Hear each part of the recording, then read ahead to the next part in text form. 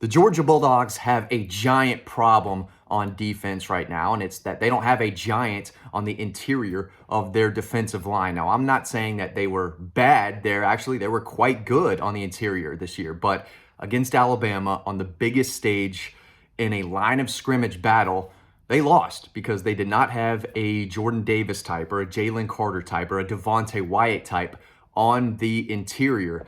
And that's kind of been, I don't want to say a problem all year because they've still made it really tough for teams to run the football, between the tackles, right? But against Alabama, Nazir Stackhouse was on the ground a good bit, right? Warren Brinson, Zion Logue, none of those guys were able to create a lot of pressure, a lot of havoc in the backfield. Kristen Miller made a nice sack, and I do think we'll see more of him next year. And I know they have Jamal Jarrett, right? Big 6'6", 350-pound freshman, but he was not able to make an impact this past year. He could next year, and so should Jordan Hall, who is, 320, right? They need those big giants in the middle of their defensive line if they want to do what they want to do. And again, they were really good defensively this year, but when it mattered most, they needed a guy like Jordan Davis. They needed a guy like Jalen Carter or, again, Devontae Wyatt, who, made a lot of plays in the backfield, got after the quarterback, stopped the run. And we just didn't see that on the biggest stage from this Georgia team now. And again, there's some freshmen, incoming freshmen, that can, that have a lot of potential. I'm not going to say they're going to start next year, but this is something that Georgia has to fix. They need Jamal Jarrett in year 2 next year to be that Jordan Davis type. That's what they recruited him as, right? When you're that big and can hold the point of attack and take on double teams, it makes it so much easier for everyone else. And, Alabama came, their offensive line played the best game they had all year. They doubled guys inside. They did what they needed to do, and Georgia had no answer for it. And that's why Alabama was the most successful team running in between the tackles against the Dogs in Atlanta. They won the line of scrimmage, and at the end of the game, Kirby knew that. And he said, we've got to beef up this defensive line. We need those 2 freshmen that we signed last year to be impact guys next year. Can't let that happen. They've got to close the running lanes, and that's something they've done tremendously, for the last several years. This year, they weren't as elite as they were 2 years ago, and I think with more time, you think about that 21 team, how special they were, especially that defense, one of the best in college football history. You're going to think about that defensive line, right? Wow, they had Jordan Davis, who's dominating with the Eagles right now, and Jalen Carter, and Devontae Wyatt, who was a first-round pick, and Trayvon Walker, who was number 1 overall. Oh, they had Nolan Smith, too. They had dogs. They had guys. They had true game changers, lots of them. And even last year, you had Nolan Smith for a little bit, but then Jalen Carter was there making plays.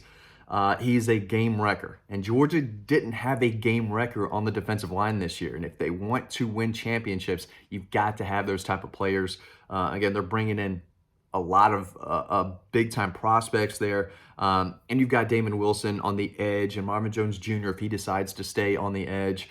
Sam Mpemba. You've got edge rushers, promising edge rushers. But you've got to have the big guys in the middle do their job. Now, there are some guys in the portal. Walter Nolan is a guy that was recruited by Georgia. It never got any traction. I think, unfortunately, a lot of people are not going to like this, but this could come down to NIL with all these transfers and where they end up. Everyone wants to get paid. And when you hear these stories about what these schools are, kind of offering and handing out to even these high school kids to, get them on board in these recruiting classes. If you're a transfer, you're thinking, man, I'm open to that. What can I get? What are you going to give me? So in the case of Walter Nolan, who I think is NIL heavy, I don't mean that in a bad way. It just is what it is. That's the game right now. I don't see Georgia being the fit there. LT Overton from Texas A&M. A lot of people, I don't think understand kind of his past. They say he's a Georgia kid, he's a Milton kid. He was only in Milton 2 years. This kid grew up basically in Tuscaloosa. His dad was the assistant athletic director at Alabama, and they moved, I guess, when he was 16. I think he was a sophomore and junior at Milton High School, then reclassified. So this kid didn't grow up in Georgia, didn't have any Georgia ties, but people remember that, he went to Milton as a 5-star, Why can he stay close to home? Athens is not home to him. I'm not sure Milton is home to him. He grew up in Tuscaloosa. Wouldn't surprise me if Alabama is where he ends up. I think Kentucky might be a dark horse there. But the two best defensive linemen in the transfer portal, I don't think are ending up at Georgia right now. But, I hear this from a lot of people, man.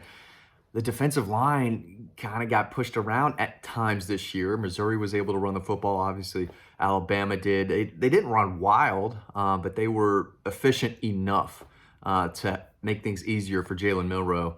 But when you've got big physical guys that you're going up against, you need that too. And Alabama's got some massive, massive offensive linemen, probably the biggest offensive line pound for pound in college football.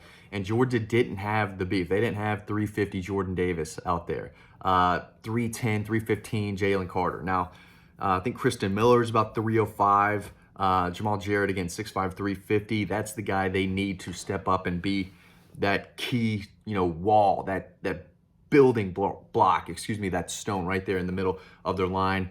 Take on the center and the guard, but kind of hold your own, right? He doesn't have to be the guy who makes the tackle in the backfield or makes the sack, but a guy like that makes everything easy. And when you can't run up the middle, you have to try to run to the perimeter. And when a defense knows that and can shut that down, then you have to throw the ball. And it really starts on the interior. And Georgia just didn't have those guys this year. So it's incredibly important that, again, Jordan Hall, Jamal Jarrett have a big offseason and are able to contribute at a high level. Jordan Hall played a lot this year, number 44. We talked about him as a recruit. Buy the stock. I told you all a year ago, this kid is going to be very, very good. And I think he's on that track, right, to be, I don't want to call him Jalen Carter, but I think they have the same type of traits, whereas Jamal Jarrett is your just big, immovable object type, that Jordan Davis, who can run, but we didn't see as much of him as we did Jordan Hall. Those guys are going to have to step up and be big pieces for this defensive line next year. And then Kristen Miller's coming back, but he's not as heavy, right? He's just 305, But Nnamdi Agboko is an incoming freshman in this 24 class. He's like 340. He's going to be another guy who can help set the tone on the inside, but just a freshman, right? It's not ideal to throw a freshman out there, especially when you're getting combo blocked by an Alabama offensive line or Missouri or whoever, right? So they need that beef next year. And I think that was a big reason why they won that national championship the last 2 years, because Jalen Carter was a big deal last year, making play after play as well. Just didn't have one of those guys. Real quick, we've got a lot going on over on Dawg Post. You can sign up. There's a free link to our newsletter. That's in the description down below. Make sure you head over and check out all the content we've got over on Dawg Post. We got free stories over there, and it's free to sign up to the newsletter. If you want Christmas right around the corner in like 3 weeks, less than 3 weeks, I guess, get a Dawg Post subscription for a family member, friend, loved one, anyone who loves the dogs. It might be the best Christmas gift you get anyone all year long, maybe ever. That's how great of a gift that would be.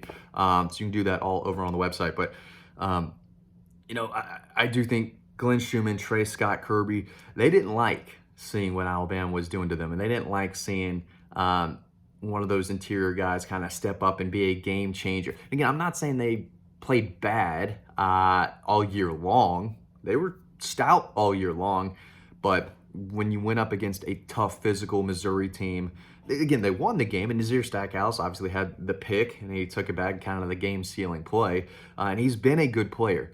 But against Alabama, he needed more help, and they needed a big NFL type to handle that and create some of that pressure on Alabama's interior offensive line.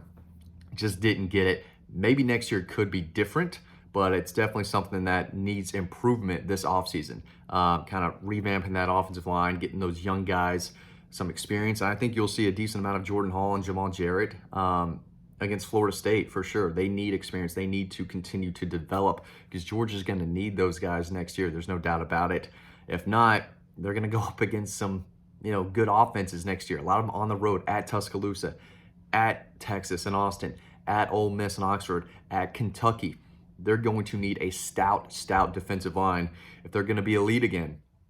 And that means they've got some of these younger guys really need to step up. They needed them against Alabama. but just didn't happen. But this is a team that prides itself on toughness, physicality, competitiveness, drive, motivation, connection, and they need a connected, big, powerful defensive line next year. Will we see it? I think it could be better than what we saw this past year, but those young guys really need to grow up. We'll see if that happens this offseason. Thanks for watching this video. Really appreciate it. Sign up to our newsletter. Again, that link is right down below. Hope to see you over on the website.